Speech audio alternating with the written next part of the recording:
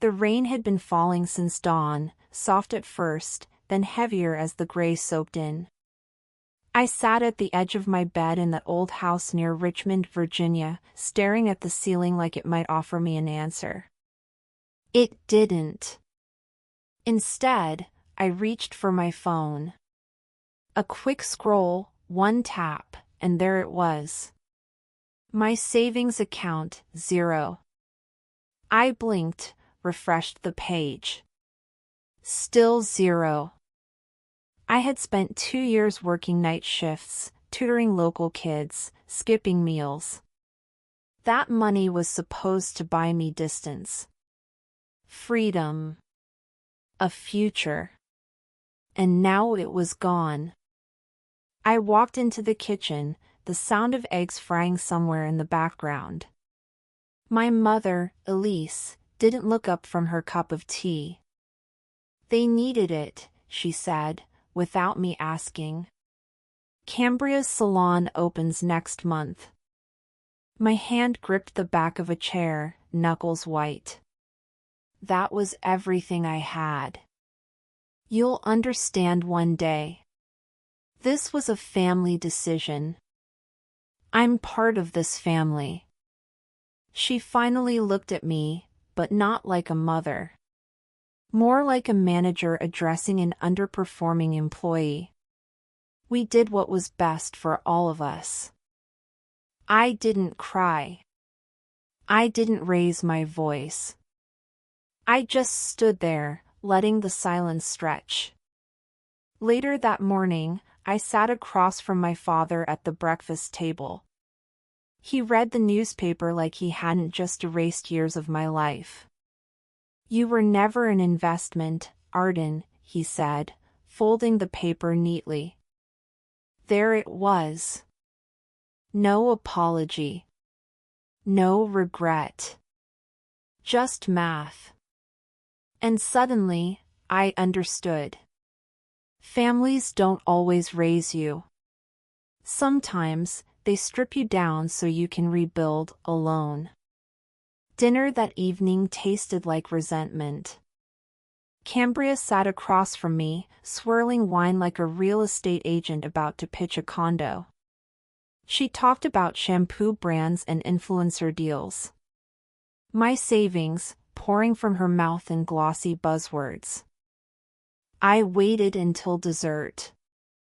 So, did you ever plan to tell me you took my money? My father didn't look up. Don't start. Cambria shrugged. It wasn't personal. Elise dabbed at the corner of her mouth with a cloth napkin. Don't make a scene. I put my fork down. You didn't invest in me because you never saw me. Graham's voice cut across the room. You've always been a disappointment. The words dropped like lead. My chest tightened, but I didn't flinch. I watched them all three, talk around me, sip wine, pretend this wasn't betrayal. I realized then, money wasn't the root. Control was. So I stood up. No plates slammed. No glasses broken.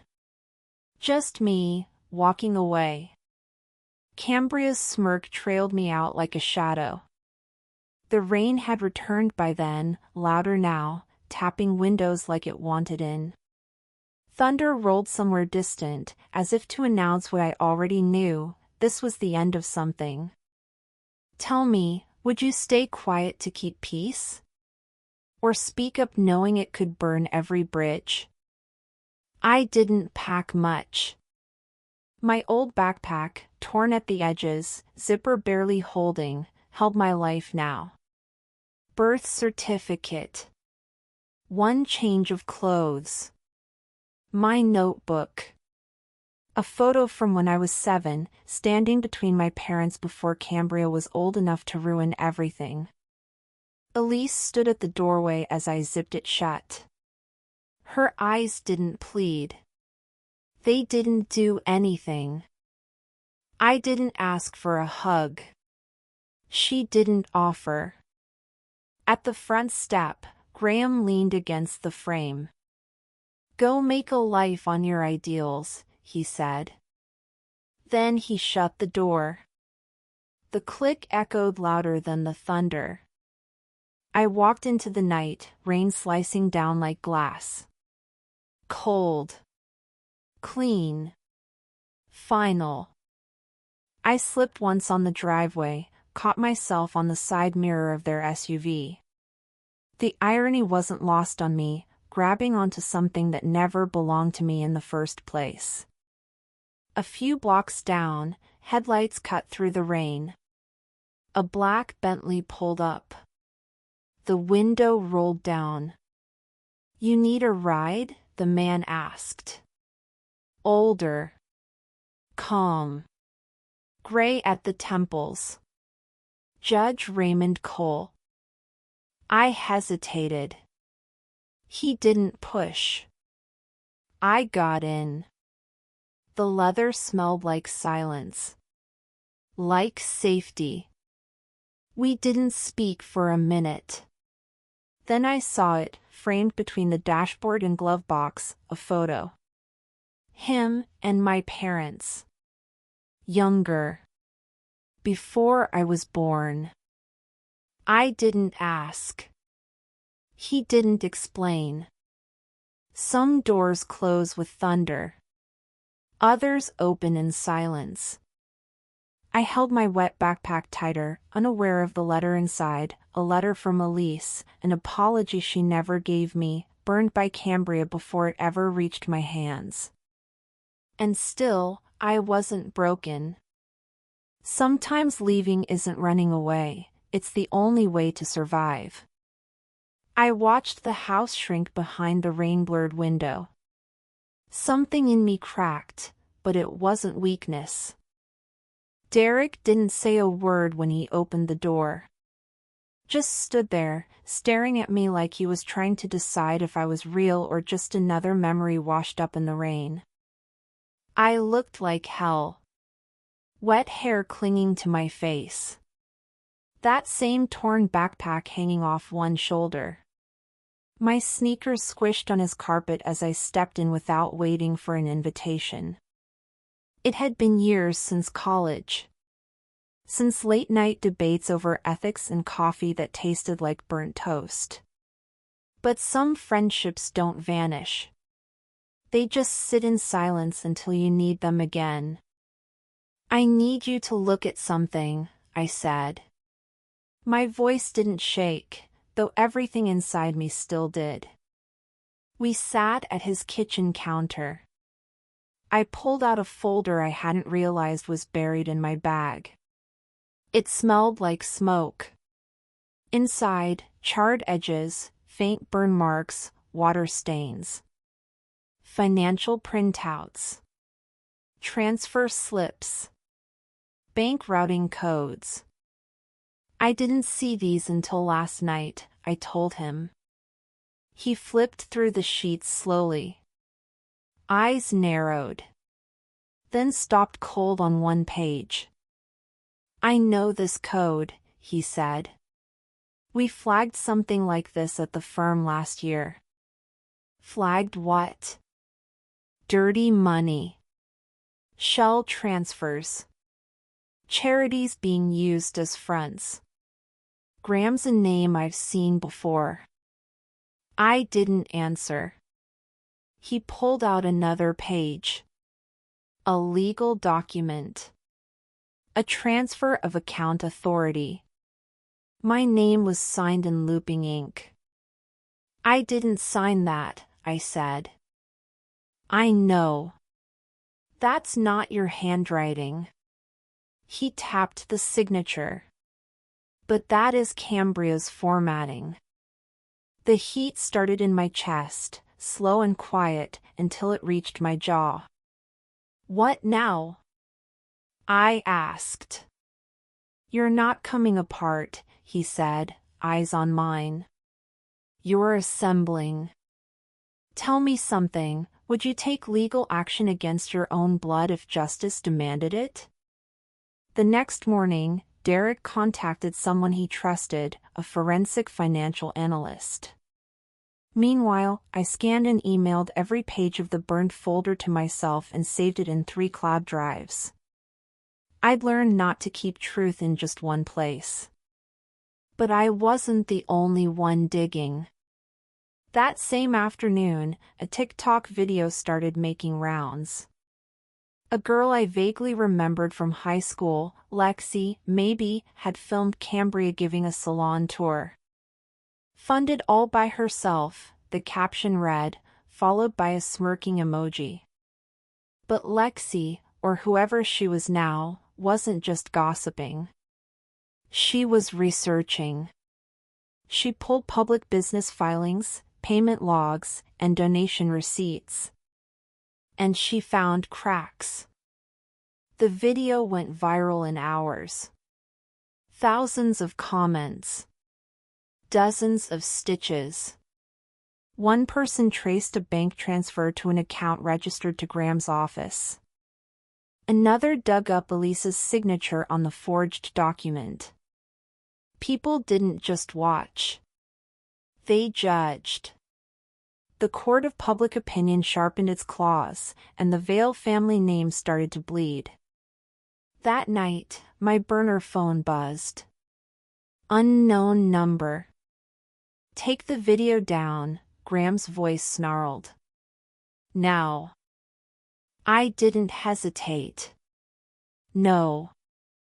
I remembered Elise, silent in the doorway, watching me leave like she was watching a train she couldn't stop. She watched me leave, I whispered. Now let her watch me rise. That same night, someone posted my address. The messages started small, comments, DMs. Then a text came in, show up in court, and your mother pays. I didn't reply. But I didn't sleep either. Tell me, ever had the truth on your side but danger breathing down your neck? We filed 2 days later. Derek walked into the courthouse with papers in hand, civil suit for fraud, financial theft, identity forgery. The case landed on Judge Raymond Cole's desk. Fate, maybe. Or irony. Cambria tried to call me. She left a voicemail. We can fix this. Keep it in the family. I deleted it. Later that week, I met someone I hadn't seen since childhood, Nadia Torres. She lived 2 houses down back then. Used to bring over cinnamon cookies when I was sick. I saw your mom crying once, she told me. Late at night. Holding something she wouldn't let go. What was it? She burned it. But not before I saw her hand shake. Nadia offered help when I needed it. Said she kept records. Said some truths waited until someone was ready to hear them. Meanwhile, Graham's lawyer began playing games. Delay tactics. Motions. Denials. But I wasn't the girl who walked into the rain anymore. I tracked every email. Every inconsistency. I wrote it all down, dates, times, names. Every detail mattered now. This wasn't revenge. It was architecture. One afternoon, Derek found an envelope slid under his office door. No return address. Inside, an old family photo, edges frayed. Elise stood between us, one hand on each shoulder. She was the only one crossed out. I didn't cry. This isn't just a trial, I told Derek. It's an exorcism. At the final pretrial hearing, Judge Cole looked over his glasses. Ms. Vale, is this about money or something deeper? I met his eyes. My voice didn't waver. It's about truth. So tell me, if silence protects abusers, what does speaking out make you? The court date was set. And so was the reckoning. The courtroom was still, but the air inside buzzed like a storm waiting to break. Judge Raymond Cole adjusted his glasses and called the session to order. I sat alone at the plaintiff's table. Cambria and Graham, flanked by their wall of attorneys, lived every bit the polished legacy family. Elise sat behind them, hands clasped, gaze fixed straight ahead like she wasn't really there. Opening statements came and went like polished blades. Mine framed me as a victim, yes, but one who stood up, not curled up. Graham's defense painted it all as a misunderstanding. Family miscommunication, they called it. Cambria's role? A naive young woman misled by bad bookkeeping. The room was cold. I barely noticed. Nadia arrived just after the first recess, her coat still dusted with rain. She handed the bailiff a sealed envelope and then nodded to me once, nothing theatrical. Just truth arriving right on time. The envelope contained two things: documents showing a hidden offshore account tied to a Mercer family wellness fund routed through fake charities, and a handwritten letter. No name. Just a sentence, the silence is layered. Dig deeper. Judge Cole allowed the contents pending verification.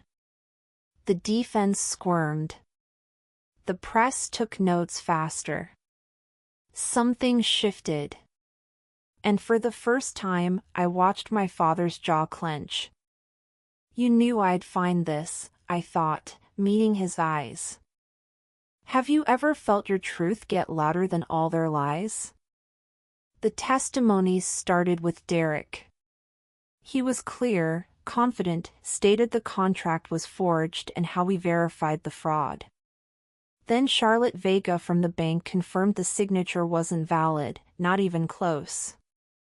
But the silence finally cracked when I pulled out my phone and played the recording. Graham's voice echoed through the speakers. She was never supposed to be born. She's not one of us. Gasps. Then Elisa's voice, she's just not future material. I didn't flinch. I'd lived with those words in silence long enough. Elise covered her mouth. Then began to cry, deep, shaking sobs that seemed to tear her spine apart. She stood, and without waiting for permission, walked to the stand. She's not his biological daughter, she said, voice thick but clear. I tried to protect her by hiding it. Everything stopped. Graham's expression didn't change. Not once. Cambria turned and looked at me like I was poison that had finally spoiled their meal. Online, the news exploded again. Hashtags. Headlines. People who once called me a liar were now dissecting Elisa's tears frame by frame. But I didn't care. My journal stayed open beside me. Calm in the chaos. Judge Cole looked tired as he announced a recess. The truth, he said, is more than just facts. It's what survives the silence. And I wondered, have you ever discovered that what you lost was never yours to begin with? The deliberation didn't take long. Graham was found guilty of fraud and perjury. Cambria was held complicit in the forgery and misrepresentation. Sentencing would come later. When asked if I wanted financial restitution, I said no. I want a public apology, I told the court. On record. People whispered. One reporter smiled. This isn't about money anymore, I added. It never really was. The next day, as the trial headlines began to fade from front pages, I found a letter in my mailbox. It was from Ross. Postmarked 3 days ago. He had passed away on the morning of the trial. Inside, Justice's truth with boots on. I carried the letter with me as I walked to the lake near the courthouse. That same torn backpack slung over my shoulder, filled with trial notes, copies of the forged contract, and Ross's letter. There was a wooden bench near the edge of the water. I sat for a while, then placed the bag there like a final offering. A boy, maybe 9 or 10, with eyes too serious for his age, watched me from across the path. I nodded. He approached slowly. I stood and walked away without a word. The clouds broke for the first time in days. Sunlight touched the surface of the water like forgiveness. I didn't look back. What they took wasn't mine to begin with. What I rebuilt, I earned. And behind me, the boy opened the bag. Inside, on the last page of my journal, scrawled in ink that had barely dried, he found one line. Don't let them write your story.